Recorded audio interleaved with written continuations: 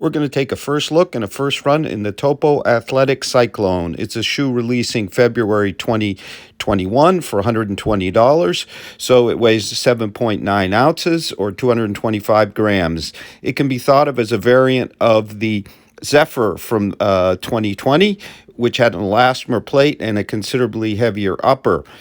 So it comes in 1.5 ounces less than the Zeyphr with the same 28-23 millimeter stack and the same zip core foam and EVA carrier. So it has a very light engineered mesh upper that reminds me of the Endorphin Pro or maybe the Reebok Fast Pro. Of course, as a Topo, it has a wonderful anatomical toe box, which will favor wider feet. Its rear collars are very soft. There is a bit of stiffening towards the rear. It has 4 millimeters of rubber underfoot. Topo always does a great job with the rubber. And there you can see below the logo where the soft zip foam core is. So I'm going to take them out for a run and tell you how it all goes.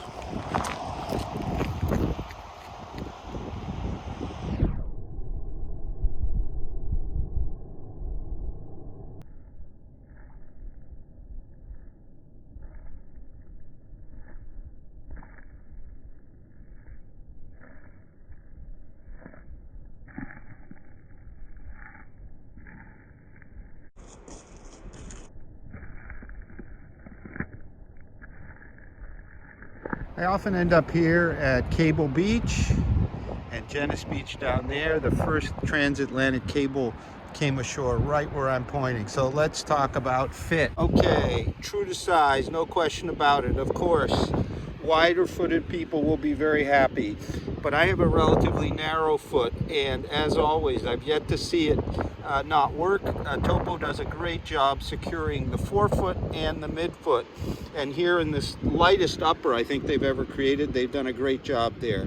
At first, my narrower right foot here I felt was a bit loose at the heel with that pretty minimal heel counter, almost nothing, just vertical piece. And what I did was I cinched down the laces a bit more. You can see the difference with my wider left foot, and off I went. I particularly like the lace arrangement and tongue here. Everything just stays very secure, snug over the foot, which is really important with this thin upper, which inside the midfoot has a laminated lining which provides the support. So let's talk about the ride. Today was my usual kind of progression. I finished at 8:53 pace and pick it up along the way. So what do we have here with our Cyclone? Well, we have a sub 8-ounce shoe with plenty of cushioning, a 5 millimeter drop. And what I most noticed was how responsive they were off the forefoot. And by responsive, I mean not a sense of bounce, but a sense of kind of snap back. And I attribute that to this 4 millimeter thick outsole. If you recall, in the Zeyphr, there was also a plate through here. There's no plate, and it is absolutely not needed, because not only is this responsive, but this is a very stable forefoot as well. There is a feeling of firmness in the forefoot, though, due to the fact that we have 4 millimeters of rubber and then 19 or 18 or so of foam. So you have a lot of rubber, which tends to be denser and firmer, but does provide some cushioning. So the heel, we have a 5 millimeter drop shoe here. 0 sense of bottoming out. Again, I give credit to the rubber. Not a firm feeling heel, overly firm. In terms of the softer, bouncier zip foam, which is in the center, through the center here, definitely noticed it as kind of a bouncier element.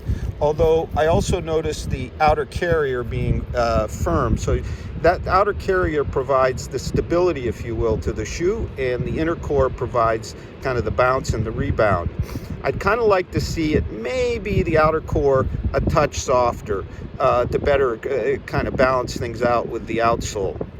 So I would say that if you've run in things like the Fresh Foam Beacon, or say the Hoka Rincon, or the beautiful Kinvara 12, we have a video of that on the channel, which is a much more flexible shoe with far less rubber underfoot, so not quite as stable in the forefoot.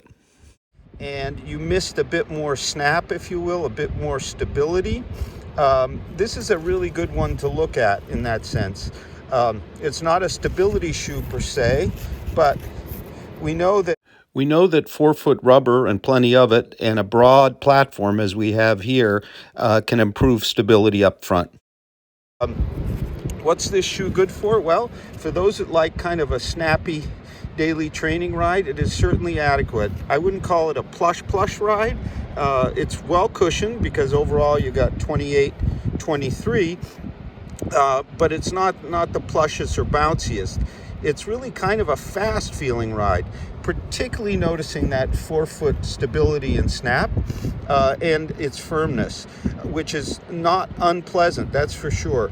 So for example, this would be a really good shoe, I think, for your faster up-tempo intervals on the road or fartlek because of that snap and stability.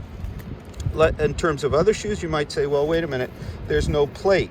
Well, this rubber actually, I think, serves in a sense as a bit of a plate or a propulsion, the actual outsole. So at about the same weight, you won't get the bounce of the Endorphin Speed, for example, but you will pay $30 less for it.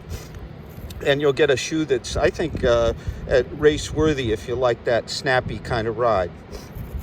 We're going to have a full multi-tester review real soon of the Topo Athletic Cyclone. I think Topo has finally come up with a road shoe that's light.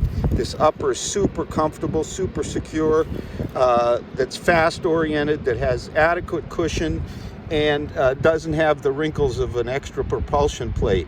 I think this is going to be a well-received shoe in 2021 when it goes on sale in February. Thank you very much for watching. I hope you'll consider subscribing to our channel and stay tuned for our full multi-tester review at RoadTrailRun.com.